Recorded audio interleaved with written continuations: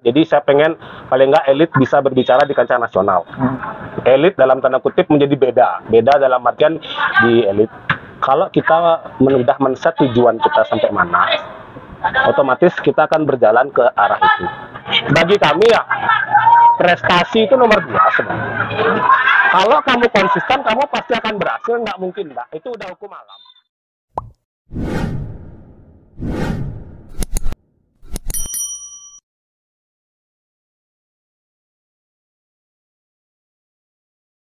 Kembali lagi nih ngobrol basket WM Sport Channel bersama saya Wirya Mahendra. Dan kali ini saya ada di sekitaran Gor Ngurah Rai, dan di sebelah saya ada tamu kita yang spesial sih. Sebenarnya beliau ini udah ngubungin dari jauh-jauh hari, bahkan 1 bulan atau 2 bulan sebelumnya untuk ngajak ngobrol, cuma baru sempat nih, lagi sibuk dari WM Sport, banyak kegiatan ya, sudah sukses mungkin. Enggak, bukan gitu Om. Tapi karena baru sekarang semuanya waktunya juga baru tersedia. Semuanya terima kasih. Alat-alatnya baru proper nih, karena kan tamu kita cukup spesial nih kan. Kita harus siapin alat yang benar-benar proper, dan sekarang alat-alatnya sudah proper dan baru deh berani untuk mengundang beliau yang di sebelah kita ini. Untuk perkenalan kita langsung berikan kesempatan pada kita yang satu ini. Halo, nama saya Deni, saya manajer dari Elite Basketball Academy. Akademi ini udah jalan sekitar dari tahun 2013 ya, 2013 sampai sekarang. Udah lumayan sih prestasi yang kita buat. Dari 2013 mungkin beberapa kali juga udah sempat juara di Surabaya, terus juara di Jakarta juga udah sempat. Mungkin harapannya sih kita bisa teruslah mencetak generasi penerus untuk basket Bali. Iya. Dan inilah dia. Saya manggilnya Kak Pak ya. Bebas. Kak aja boleh aja ya. Dan sudah dijelaskan bahwa sebelah saya ini adalah Kak Doni Hermawan. Beliau ada manajer dari Elite Academy. Ya. Dan sekarang seperti yang bisa dilihat belakang, kita memang lagi di seputaran Gor Ngurah Rai dan kita melihat latihannya Elite Academy. Gini, ada beberapa hal yang pengen WM Sport tanyakan sama Om Domi selaku manajer dari Elite Academy. Gimana sih sebenarnya perjalanan cerita dari Elite Academy ini sehingga sekarang bisa sampai sebesar ini? Karena kan kalau mungkin beberapa video yang kemarin itu kita sempat kan ngobrol basket sama Kak Anton. Kak Anton juga salah satu dulu bareng-bareng lah kita untuk merintis untuk merintis Elite Academy. Udah di spill tuh sama Kak Anon. Jadi sama Kak Anon lagi sama Kak Anton udah di spill, dan sekarang oleh sebab itu saya langsung berpikir sekarang saya harus ngobrol sama pencetusnya juga, yaitu Om Doni. Mungkin bisa diceritakan Om gimana ceritanya? Kalau Elite sendiri sih sebenarnya bagi saya pribadi itu kayak semacam payback ya. Jadi istilahnya saya dulu pemain besar, jadi pemain dan saya bisa basket di lapangan ini. Di lapangan ini saya dari SMP kelas 1 di sini sampai SMA kelas 3 saya hampir setiap hari di lapangan ini. Jadi waktu itu kepikir kita bisa membuat sesuatu lah. Jadi istilahnya ini jadi kayak payback saya untuk di basket, karena saya dapat banyak dari basket lah. Saya bisa kuliah dari basket dulu, habis itu bisa cepat main di profesional juga dari basket. Jadi ada rasa untuk pengabdian membuat sesuatu. Kebetulan juga waktu itu tahun 2012 akhir itu Kak Rusta baru pensiun dari Pelita Jaya, sempat ngobrol gimana kalau kita bikin sesuatu yang baru ya, dalam tanda kutip, yang waktu itu memang belum ada sih. Akademi ini belum banyak ada, terutama di Bali sendiri hampir nggak ada. Habis itu di luar juga masih konsep akademi ini belum ada. Jadi kita juga dapat referensi dari luar lah, kita lihat di sumber di YouTube, di internet apa segala macam. Oh, ada namanya konsep akademi. Kebetulan kita coba bawa konsep itu ke Bali sendiri. Nah, jadi istilahnya sebenarnya Elite itu saya buat sebagai jembatan sih. Saya sebagai pemain dulu saya merasa istilahnya dalam tanda kutip mungkin waktu dulu memang perhatian dari Perbasi itu mungkin dalam kutip agak kurang ya. Jadi saya mikir harus ada suatu wadah tersendiri yang bisa menjembatani anak-anak itu. Oh, jadi istilahnya ini suatu keresahan ya, misalnya keresahannya Kak Doni melihat keadaan situasi perbola basketan di Bali pada saat itu, dan akhirnya pengen memberikan payback yang tadi disampaikan untuk basket di Bali sendiri, akhirnya membuat Elite Academy ini. Dan kalau boleh tahu, memang pada saat itu bagaimana sih? Mungkin bisa digambarkan sih bagaimana sih sebenarnya basket di Bali pada saat tahun 2012 ya, 2012 pada saat itu akhirnya inilah saatnya yang pas kayaknya saya mau buat gitu loh. Saya sebenarnya agak lama itu prosesnya. Saya pensiun dari basket itu tahun 2003. Saya terakhir bermain di Pelita Jaya waktu itu karena waktu itu cedera, jadi saya memutuskan untuk pensiun dan menyelesaikan kuliah, lalu pulang tahun 2004 itu sudah di Bali bekerja. Jadi 2004 sampai 2011 itu saya agak jarang sih mengikuti, cuman dengar aja seharusnya kita 2004 kan itu terakhir Bali mengikuti PON waktu itu di Palembang. 2008 kita ikut Prapon tapi tidak lolos. 2012 tidak ngirim kontingen sama sekali ke Prapon. Itu sih sebenarnya dalam tanda kutip jadi istilahnya puncak keresahan saya sebagai mantan pemain juga. Kebetulan saya juga main PON waktu tahun 2000, saya sama Kak Rusta waktu itu main PON, dan sementara untuk di Putra saya tim itu yang masih pegang rekor untuk medali dalam cabang bola basket. Waktu itu kita dapat medali perunggu waktu itu.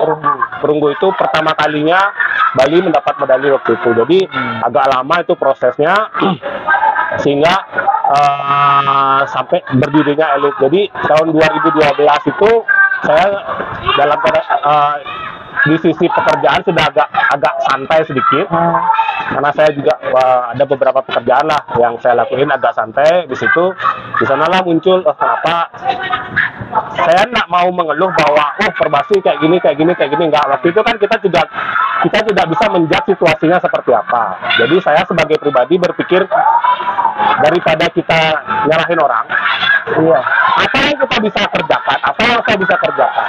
Kebetulan saya juga punya pengalaman di Surabaya, jadi pengalaman itu saya bawa untuk bikin klub ini. Jadi kita juga berusaha, lapangannya mungkin dulunya hancur, kita coba pelan-pelan perbaiki. Kenapa? Kalau dalam saya pikir sebenarnya kalau kita ngeluh aja kita nggak akan menyelesaikan masalah, ngerti nggak? Jadi kita mulai coba dari langkah kecil. Saya coba undang Kak Rusta, kita bikin konsep seperti ini dengan lapangan yang hancur lebur pun kita jalanin.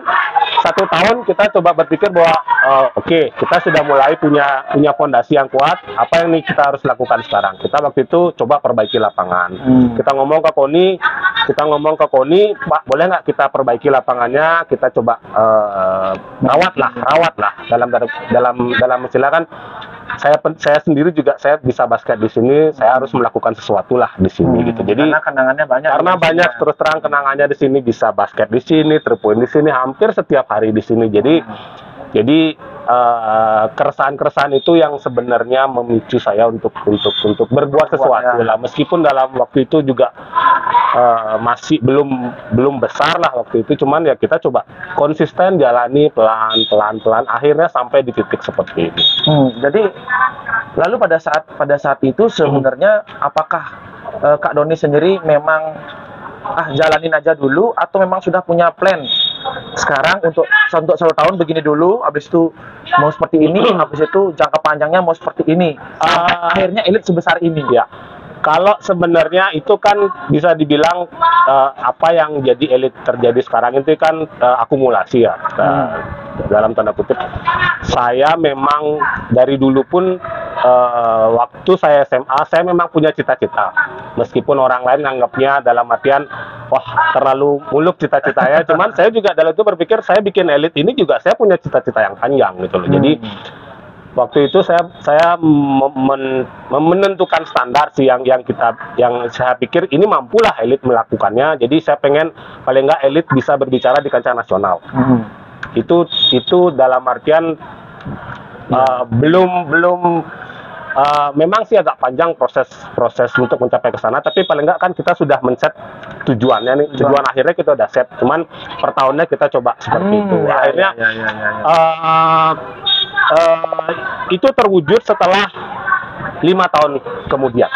Berarti kalau misalnya cetusnya baru di tahun 2012, di tahun 2017 itu baru kita pertama kali juara kelompok umur 14 di Surabaya waktu itu. Jadi memang banyak sih istilahnya proses yang dijalani, apa namanya, harus tekun juga, nggak boleh dalam artian juga konsisten. Yang paling penting itu konsisten sih, nggak setengah-setengah. Pokoknya apa yang ada di pikiran saya coba curahkan ke basket ini. Jadi saya punya istilahnya, saya juga nggak bekerja sendiri di Elit ini, karena banyak teman-teman yang kami ajak di sini seperti Kak Rusta, Kak Anton di awalnya, ada Kak Bayu, Kak Adit, hampir semua saya ajak bicara. Oke, kita sekarang berada di titik A, kita mau ke titik C misalnya. Oke, stepnya harus gini, kita lakukan dulu seperti itu. Jadi ke depan memang tracknya memang sudah ada sih seperti itu. Jadi emang sudah di set dari awal bahwa kita pengen mencicipi istilahnya di level nasional sih sebenarnya. Gitu. Cuman kebetulan juga dalam waktu itu kan memang syukurnya tahun 2019 seperti kayak jadi puncak lah, kita sempat final juga di Jakarta kelompok umur 16 waktu itu. Kita final KU16 melawan Shakhtar kalau nggak salah, Jakarta namanya. Waktu itu kita hanya kalah tipis lawan Shakhtar, kalah berapa ya, lumayan tipis sih waktu itu. Dan di tim itu ada pemain top Indonesia sekarang, ada Derek Michael bermain di sana. Itu kita lawan waktu itu final. Jadi sebuah pencapaian yang luar biasa sih bagi kami, bisa sampai di titik itu tuh sangat luar biasa sekali. Dan kalau boleh tahu, kalau nih membuat nama Elit, nama Elit itu siapa sih pencetusnya? Sebenarnya nama Elit sendiri Karusa terserah pencetusnya. Jadi apa sih artinya? Jadi di balik nama arti di balik nama sendiri sebenarnya kita pengen membuat pemain yang elit dalam tanda kutip menjadi beda dalam artian beda disiplin, beda kerja keras, dan beda tujuannya. Jadi kita memang bikin Elit, pokoknya kita targetnya sampai nasional. Gimana caranya kita sampai bisa di level nasional, itu yang kita kejar selama ini. Jadi kita coba waktu itu juga bawa metode latihan yang agak berbeda sedikit. Jadi dalam tanda kutip masih baru lah. Ini latihan individual yang sedikit berbeda. Ini yang harus ditanya ini kan. Karena Elit itu diambil karena pengen membuat sesuatu yang beda. Kita pengen tahu apa sih yang beda dari Elit ketimbang klub atau misalnya akademi di Bali sendiri. Sekarang udah banyak ya. Saya lagi kebiasaan manggil nih sekarang jadi apa. Jadi kan sekarang kan udah banyak nih. Kayak di Bali udah banyak akademi, ada banyak komunitas, ada banyak klub. Dari Elit sendiri apa sih sebenarnya yang menjadi spesialnya dari Elit untuk mendidik anak-anak? Kalau di Elit sendiri yang pertama kali kita lakukan spesial yaitu kita membiasakan anak-anak itu untuk punya tujuan. Itu yang paling penting, karena menurut kami di Elit, kalau kita sudah men-set tujuan kita sampai mana, otomatis kita akan berjalan ke arah itu. Nah, itu gambaran besarnya. Terus yang kedua, kita juga bikin Elit ini dalam artian kita pengen adik-adik kita ini punya masa depan yang jelas, punya masa depan yang lebih cerah dalam artian seperti itu. Jadi bagi saya sendiri, saya memang basket ini memang bagi saya itu pintu gerbang untuk kesuksesan gitu loh. Jadi pintu gerbang aja ya, pintu gerbang kita bisa mendapat sekolah yang bagus, mendapat mungkin beasiswa dari kampus yang bagus. Karena itu juga yang Kak Doni alami. Saya itu yang alami, karena itu yang saya pengen edukasi lagi. Jadi nggak melulu Elit ini dibuat untuk pemainnya bisa jadi pemain profesional, nggak melulu, karena kan untuk mencapai pemain level profesional itu bisa dibilang perlu spesial pemain, spesial case lah, dalam artian perlu kerja keras, bagus, kuat, apa segala macam. Nah, yang sebenarnya kita tuju di Elit ini sebenarnya anak-anak itu tamat SMA dapat beasiswa di kampus yang bagus, dapat pendidikan yang layak, itu sebenarnya bisa dibilang tujuan utama kita. Jadi basket itu ada pintu gerbangnya, elit itu mengantarkan anak-anak itu untuk masuk ke gerbang Ya. itu. Apakah nanti dia berhasil atau tidak itu semuanya Itu kan kerja dari- keras masing-masing, karena basket itu kan bisa dibilang cuman hasil kerja, seberapa keras kita latihan, seberapa keras kita fokus di basket, itu hasilnya akan seimbang dengan apa yang kita lakukan, apa yang kita sudah korbankan dalam waktu sekarang. Kita latihan berjam-jam apa segala macam, pasti ada hasil. Nggak mungkin kita latihan tuh nggak ada hasil. Sekarang seberapa fokus kita, seberapa konsisten kita, itu aja kan kuncinya. Dan untuk di elit sendiri, kalau dulu waktu pertama kali membangun sampai sekarang, saya pengen tahunya yang dulu ya. Dulu pertama kali itu apakah ada di semua umur sampai sekarang kan yang ada KU10, Ya. ada apakah sudah masuk ke kelompok umur apa mulai merintis dari kelompok umur sekian atau sekian apa langsung buka semua? Waktu itu kita cuma ada 2 kelompok umur. Kelompok umur rookie pemula yang umur-umur segini, sama waktu itu ada beberapa anak, itu generasi elit pertama yang mencoba ikut elit, itu sebetulnya generasi mungkin dari WMSOT sudah tahu sekarang pemain-pemainnya mungkin sudah beberapa sudah bermain di level profesional. Ya, boleh disebutin ya, Winston Senjaya, itu generasi pertama yang ikut elit. Ada saya juga sempat beberapa tahun ikut elit, saya dan kakaknya. Habis itu Irvin, ada Komang Arya waktu itu. Itu generasi pertama itu. Generasi pertama itu sempat kita bawa di Kejurnas KU14 di Jakarta waktu itu. Kebetulan kita istilahnya dikasih mandat dari Perbasi Bali waktu itu, kita untuk mengorganize tim KU14. Jadi kita kirimkan tim KU14, kita juga ada seleksi dari beberapa sekolah dan klub lain. Waktu itu sampai peringkat 3 waktu itu. Peringkat 3 waktu itu ada Gus Nanta juga waktu itu ikut. Gus Nanta pemain Rans. Nah, itu generasi pertamanya bisa dibilang. Generasi kedua yang mulai rookie ini itu angkatannya sekarang ada Wira, Wira dan Nandini dan kawan-kawan. Ya. Nah, itu generasi istilahnya itu benar-benar kita bina dari nol. Orang tuanya datang juga dalam kesini itu untuk sebenarnya elit ini bisa dibilang bagi kami ya, prestasi itu nomor 2 sebenarnya. Lalu yang nomor satunya apa? Nomor 1 apa? Anak-anak itu punya wadah. Orang tua itu datang sini nggak melulu orang tuanya pengen anak saya mau jago, anak saya harus jadi pemain nasional. Enggak. Itu istilahnya kayak Itu bonus. ya. Itu bonus dari konsistensi mereka. Kita ajarkan itu bahwa kalau kamu konsisten, kamu pasti akan berhasil. Nggak mungkin enggak. Itu udah hukum alam. Kalau kita konsisten dalam artian disiplin mau latihan, disiplin mau misalnya harus bangun pagi latihan, harus jam 4 harus latihan, bahkan harus ikut latihan lebih lah, dalam artian di mana-mana bisa ikut latihan lebih. Itu bonus. Yang pertama, elit ini adalah sebagai wadah keresahan orang tua karena istilahnya kemajuan teknologi sekarang. Ya istilahnya menghindari si anak main gadget. Paling nggak mereka ada waktu 2 jam di sini, mereka berolahraga, mereka berkumpul sama teman-teman, berceria, lari-lari. Itu ya nomor 1 itu sebenarnya. Itu nomor satunya. Nomor satunya di situ. Jadi di sana kita ajarkan kalau mereka sudah senang dulu di basket, kalau kita sudah senang, kita akan pasti melakukan sesuatu kan untuk basket. Kita mau latihan lebih, kita mau latihan lebih ekstra, itu bonusnya prestasi. Kesana aja. Jadi kita juga di sini juga nggak melulu bahwa kamu harus jadi pemain nasional, tenang. Jadi pemain yang masuk jadi itu tidak semua dicetak untuk jadi gitu. Jadi kita melihat bahwa ada emang anak yang punya talent. Ada emang anak yang penting anak saya di sini datang, dia olahraga sehat, itu udah cukup bagi orang tua, itu ada. Ada juga nggak semua.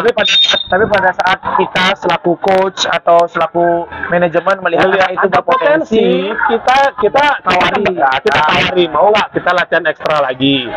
Kalau latihan ekstra otomatis kan istilahnya waktu tambahan apa segala macam. Kalau orang tuanya support, oke kita jalani. Akhirnya beberapa memang kalau bisa dilihat di prestasi anak-anak, kita memang rutin mengirimkan pemain kita ke timnas junior.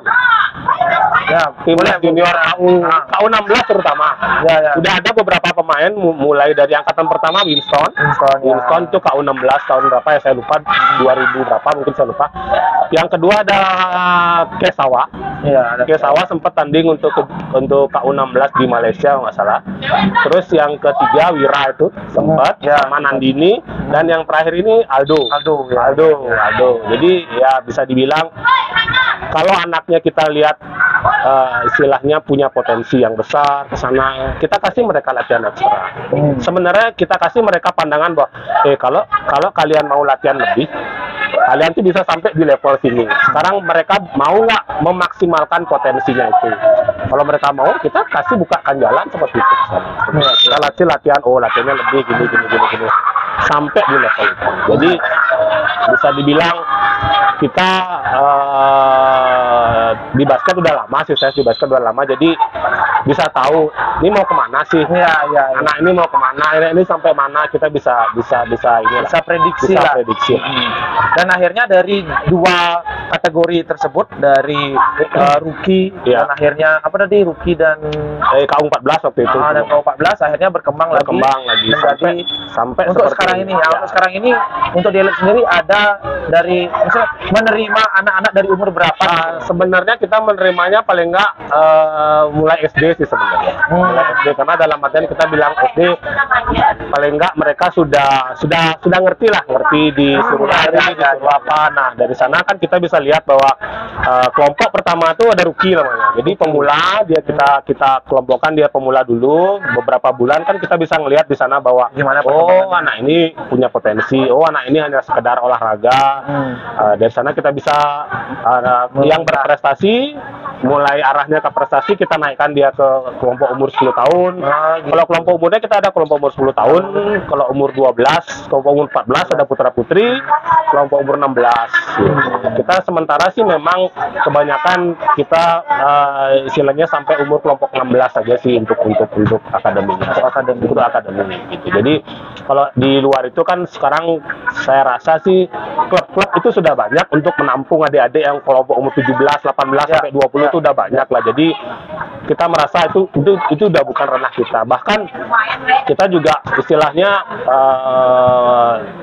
anak-anak yang udah umur 17 atau 18 udah mau kuliah itu banyak malah lari ke istilahnya kita direkrut malah sama tim profesional seperti Bali United malah. Jadi kemarin tim Bali United di sana ada beberapa lah pemain kita juga di Bali United. Jadi seperti itu. Jadi memang di sini Elite Academy ini hanya menjembatani anak-anak gitu. Jadi kita juga dalam artian kasih mereka pandangan bahwa satu yang paling penting kan olahraga nih dan prestasi itu menyusul dari hasil kerja keras kalian. Kalau mereka mau kerja keras pasti ada hasilnya, nggak mungkin lah. Karena apa? Karena talent itu sebenarnya nomor 2, nomor 1 itu kerja keras. Fokusnya dulu kita mau sampai di titik mana, di situ kita kerja keras sampai itu. Itu sih sebenarnya hal dasar yang pengen kita ajarkan lah, bahwa kalau kita punya tujuan apapun, misalnya mau main di level profesional, kalau kita memang sudah set tujuan kita ke sana, otomatis kita akan kerja keras untuk mencapai titik itu. Benar. Jadi kalau istilahnya di perumpamaannya, kalau kita di perjalanan mau ke titik A, kita udah set itu di GPS ke titik A. jalan ini akan mencari untuk sampai titik itu. Entah kemanapun, Entah kemanapun jalannya, dia langsung lurus, kalau akan belok-belok, saya sih harapannya jalannya belok-belok karena tidak ada yang mudah. Iya, jelas-jelas. Semua pasti ada Semua proses pasti ya. ada prosesnya. Up and down itu pasti ada. Tandanya harus bisa. Istilahnya seperti itu, saya sih ngajarin seperti itu. Jadi kalau kita sudah set tujuannya, otomatis kita berjalan ke arah sana. Kalau kita latihan aja, latihan sekeras apapun kita latihan, kalau kita tidak punya tujuannya mau kemana, akhirnya muter-muter di tempat kan nggak ada tujuan aja. Iya. Itu sih yang poin kita sebenarnya sih, yang pengen kita ajarkan di sini tuh. Dan sekarang ini untuk Elite Academy itu untuk latihannya di mana aja sih, Kak? Kalau Elite sendiri kita ada dua tempat sih, di GOR sendiri sama di lapangan Hore School. Hore School di sekolah Hore di Jalan Tuku Umar Barat. Umar Barat. Jadi sebenarnya kan memang nggak pengen sih di GOR ini kita emang sudah nyaman di sini. Cuman kan kita juga beranggapan bahwa ini kan GOR Pilik Koni. Kita juga nggak suatu saat mungkin dikembangkan apa kan kita nggak tahu. Makanya kita coba istilahnya sebenarnya pengen sih buka juga Elite di tempat-tempat lain. Cuman kita baru fokus di dua tempat aja sih. Jadi apa namanya di sana disewakan juga di lapangannya di sana untuk yang senior, tapi yang kebanyakan sih kita pakai sendiri lah. Jadi sementara baru dua tempat. Oke. Ya. Dan dari sekian banyak cerita tentang Elite dan sampai memperoleh prestasi dan anak-anaknya pun juga punya prestasi yang cemerlang dan sampai sekarang banyak yang masuk ke pemain pro. Apa sih lagi yang pengen Kak Doni bersama Elite-nya capai lagi ke depannya? Mungkin bisa di-spill ya ke netizen mungkin yang nonton WM Sport Channel. Apa sih lagi gebrakan baru dari Elite Academy ini supaya memajukan perbola basket? Terus terang kita sekarang lagi di tahap rebuild ini ya. Dalam artian karena mungkin efek pandemi kemarin juga lumayan berefek juga buat kita. Kita lagi menata lagi manajemennya teman-teman. Jadi kita tata selama ini kita sebenarnya pengen istilahnya punya di daerah lain lah kita coba. Selain di Denpasar kan ibaratnya sudah banyak ini sekarang. Nah, kita juga pengen bawa semangat ini mungkin di daerah-daerah lain. Kita coba copy paste mungkin di Buleleng mungkin, atau di negara mungkin, atau di mana mungkin teman-teman dari WM Sport sendiri ada yang istilahnya kita bisa collab, ayo kita collab seperti itu. Jadi zaman sekarang ini kan kita nggak bisa ngelakuinnya sendiri. Jadi kita harus sistemnya kerja bareng lah kayak gitu, karena kerja bareng itu kan memudahkan sebenarnya. Jadi kita punya potensi apa, terus yang di daerah punya potensi apa, coba kita gabungin sih. Sementara sih pengennya sih itu sih sebenarnya kita kalau dari sisi pengembangan ya, kalau dari sisi prestasi sebenarnya kita masih pengen ngulang lagi sih sebenarnya, istilahnya mempertahankan nih ya, dalam tanda kutip kan orang bilang mempertahankan itu jauh lebih susah daripada merebutnya. Nah sekarang kita di sisi bagaimana sih kita bisa bertahan, prestasi itu tetap di atas sih, seperti itu sih. Go internasional mungkin? Terus terang kalau go internasional waktu itu kita sudah sempat menjajaki ada 2 turnamen di Singapura dan di Australia. Cuman waktu itu memang keburu pandemi duluan. Kita sempat memang sudah punya planning karena kita juga ada diundang di Darwin kalau nggak salah, itu ada salah satu tim Darwin mereka uji coba ke tim Elite. Jadi mereka coba mau bikin arrange untuk turnamen waktu itu. Memang si target kita sih Singapura juga waktu itu sempat ngundang kita, cuman dalam tanda kutip biaya cukup tinggi. Cuman itu dah kendalanya kita, karena memang terus terang nggak kayak di Amerika yang sponsornya banyak. Di basket sendiri kan agak sulit lah untuk cari sponsor besar dalam tanda kutip ya. Kebanyakan memang kita menjadi besar sekarang ini memang tidak lepas dari faktor orang tua masing-masing. Itu yang saya sebenarnya sangat apresiasi kepada anak didik kami, orang tua terutama yang bener-bener mau all out untuk bantu kita di sini, karena tanpa orang tua kita juga bukan apa-apa di sini. Kita nggak bisa sampai prestasi ini tanpa istilahnya dukungan dari orang tua di elit sementara. Karena mereka bisa dibilang kalau setiap ada kejuaraan kita kumpul bareng, misalnya ada kejuaraan di Surabaya, ayo berangkat. Nah, kita mungkin dari elit cuman bisa bantu berapa, orang tua akhirnya yang support semuanya. Kebanyakan sih seperti itu. Jadi bisa dibilang elit ini besar karena ada banyak orang tua yang benar-benar support. Jadi mungkin agak beda dalam orang tua zaman dulu mungkin. Benar. Orang tua zaman sekarang saya lihat memang istilahnya mendukungnya 100% sih. Jadi apapun untuk anak, ya generasi milenial memang istilahnya mereka ya mungkin saya pribadi ya berkaca sama saya sendiri, saya juga punya putri kan. Jadi kalau orang tua zaman dulu saya sendiri hampir jarang lah ditonton pertandingannya. Jadi kadang-kadang juga ada orang tua, kamu ikut apa? Ikut basket? Nggak ada ikut yang lain. Apa gitu? Ya, belajar aja. Apaan sih? Sepatu dipakai ntar lagi beli lagi kan gitu. Kalau sekarang begitu taunya anak ikut basket langsung beliin, langsung beli sepatu yang lagi beli lagi.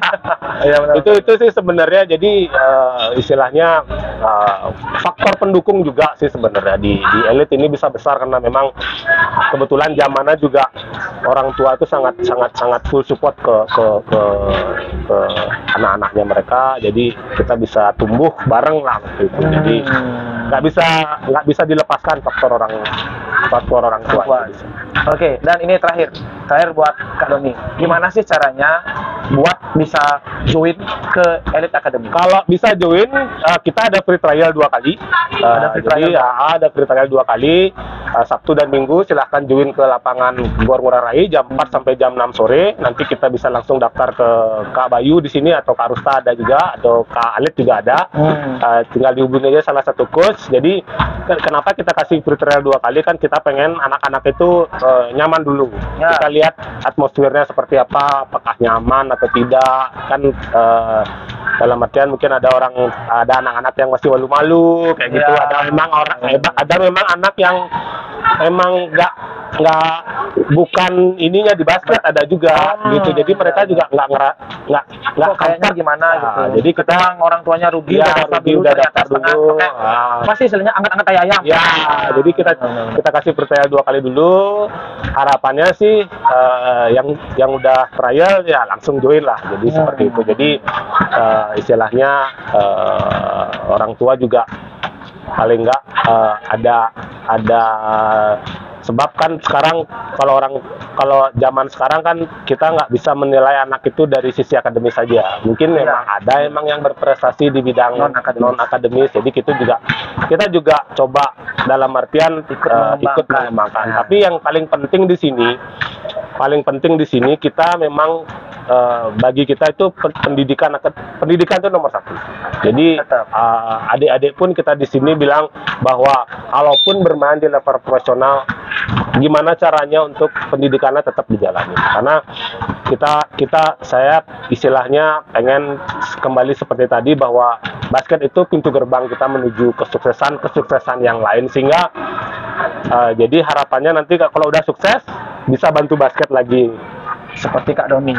Ya, payback lagi, dan itu berulang terus sehingga semakin besar lagi. Itu sih sebenarnya harapannya. Jadi nggak melulu jadi pemain profesional, nggak melulu. Siapa tahu dengan fundamental yang ada di basket bisa jadi pengusaha sukses, bisa bikin klub besar lagi. Itu kan juga istilahnya prestasi juga bagi kita gitu loh. Sangat menunggu sih istilahnya generasi berikutnya yang bisa istilahnya membuat seperti elit-elit ini semakin banyak lagi ada di Bali, sehingga prestasi di Bali sendiri terutama bisa meningkat. Syukur-syukur pemain Bali bisa sampai di level nasional lebih banyak lagi dari sekarang. Karena kan udah ada. Lebih banyak lagi. Dan akhirnya bola basketan di Bali jadi diperhitungkan. Jadi bola basket itu tidak hanya Pulau Jawa aja, tapi juga Pulau Bali juga kelihatan. Oke. Jadi Oke, itu obrolan kita. Mungkin ini bisa jadi part yang pertama ya, karena saya belum nanya masalah tadi kan kita Ngomongin elit aja nih. Kak Doni kan udah cerita tadi kan bagaimana dia berawal dan akhirnya menjadi founder dari Elite Academy. Cerita sebelumnya itu tadi belum saya tanyakan. Ya. Gimana sih kiprah Kak Doni dunia bola basket? Nanti Ya. kita akan tanyakan di part yang kedua. Ya. Jadi buat kalian orang tua mempunyai anak kecil yang suka bermain bola basket atau ingin memberikan suatu wadah buat anaknya yang positif tentunya untuk belajar bola basket, bisa datang aja langsung ke Gor Ngurah Rai. Ini ada Elite Academy, atau mungkin untuk info lebih lanjut nanti di kolom deskripsi saya akan cantumkan link Instagramnya milik Elite. Mungkin bisa ditanya ya untuk Ya, more informasinya di sana, mungkin bisa ditanyakan langsung. Oke, sekian untuk part yang pertama ini bersama Kak Doni. Sampai jumpa di part Terima yang kasih kedua. sudah ngundang. Masih ada part yang kedua loh Kak. Siap. Tunggu dulu. Ya.